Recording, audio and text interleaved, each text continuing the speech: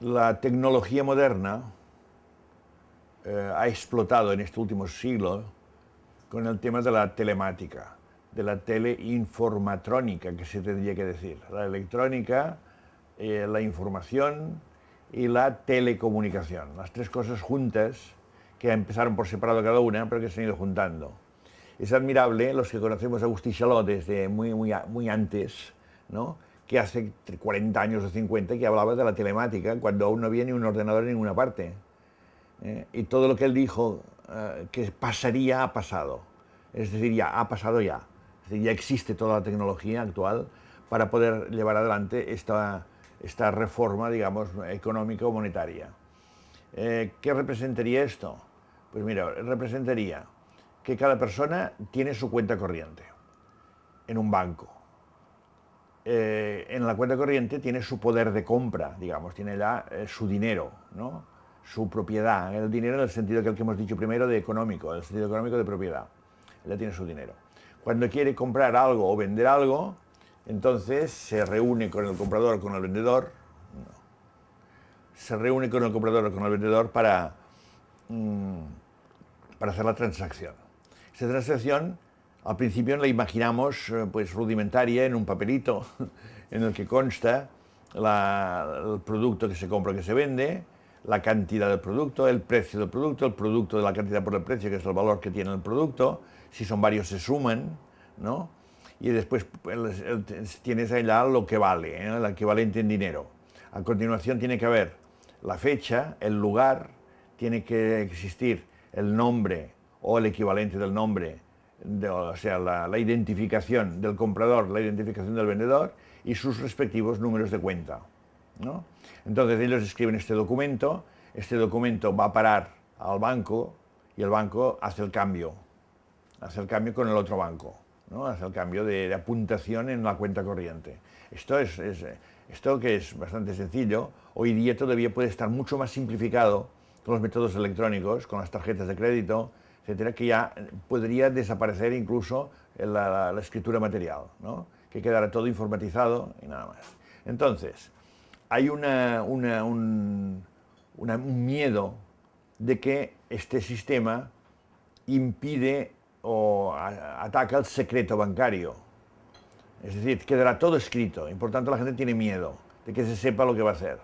En parte este miedo explica que las trapacerías que hacemos con el dinero, que las hacen los grandes y salen los diarios, pero las hacemos los pequeños cada día, mil cosillas que hacemos que no están éticamente aceptables. Pero, no obstante, el Agustí Chaló, él defiende que se puede permitir que en la factura cheque, que se llama así a esta moneda nueva, factura cheque, haya una parte que sea secreta y una parte que sea pública. La parte pública es la factura y la parte secreta es el cheque. O sea, no tiene por qué saberlo todo el mundo lo que se ha hecho, solamente va a parar un archivo secreto, no controlado por el Ejecutivo, porque el Ejecutivo es muy partidista y por tanto muy peligroso, sino controlado por el Poder Judicial, el cual ni siquiera los jueces tienen acceso a él, sino es por razón de buscar una prueba para un juicio, por una acusación que tenga visos de ser real, ¿no? Es decir, que el secreto queda salvado.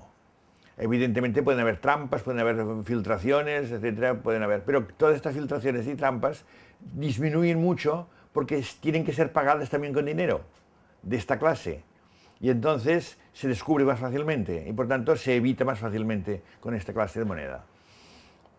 Entonces lo que pasa es que hay cosas, por ejemplo, que son secretas de la parte del cheque que decíamos, pero son las cosas de la propiedad y de la economía privada. Las cosas de la propiedad y de la economía públicas, de patrimonio público y de las profesiones, digamos, sociales, estas son todas públicas. Por ejemplo, lo que gana los empleados de un ayuntamiento, los concejales y el alcalde, todo esto tiene que ser público. Las obras públicas, el gasto de la administración pública, todo esto tiene que ser público, aunque sea cheque, aunque sea la parte de responsabilidad. Y todo el mundo tiene que tener acceso. Y pensemos que actualmente prácticamente los poderosos tienen acceso a todo lo nuestro privado. Y nosotros no tenemos acceso a nada casi de lo público o de lo de las grandes personas influyentes. Por tanto, el miedo este que tenemos les favorece a ellos, no a nosotros, a la larga. O sea, es un miedo suicida, digamos, ¿no? O sea que, digamos, la operación sería esta. Agustí Chalós se dedicó durante tiempo de su vida a ir leyendo y buscando datos y recopilando información sobre formas de identificación sencillas que no tengas ni que firmar poniendo el dedo o con un sistema que te mide el iris del ojo o cosas de estas, no, que hoy día se van descubriendo cada vez más claras, que permiten simplificar mucho la identificación, ¿no? Bien, pues entonces este, diríamos, sería el tema mecánico. Agustí prevé que en su implantación tenía que dejarse un tiempo prudencial de 2 meses o 3 meses, algo que ya se hizo con el euro, al implantar el euro, en que se pueda usar las dos maneras de las cosas, pero a partir de un momento determinado ya no vale ninguna moneda circulante. Ninguna. O sea, estas transacciones van a parar todas a banco, al archivo, al juez, y nadie lleva dinero en el bolsillo. O sea que el dinero no sirve para nada. Tiene otra ventaja sorprendente que la gente a veces no la piensa, y es la fuga de capitales. Es decir, si no hay dinero no hay fuga de capitales. Y si se fuga el dinero antiguo, después no vale, es decir, no tiene valor monetario, pues no puedes fugar capitales. O sea que es una evitación de la fuga de capitales. Otra cosa importantísima es que puedes controlar las transacciones internacionales económicas. Bueno, sabes por unas facturas cheques especiales de exportación e importación todo el dinero que sale, el dinero circulante fuera, y por lo tanto se puede contabilizar todo. Bien, esto respecto, digamos, a cómo sería esta moneda abstracta, fija y responsable moderna.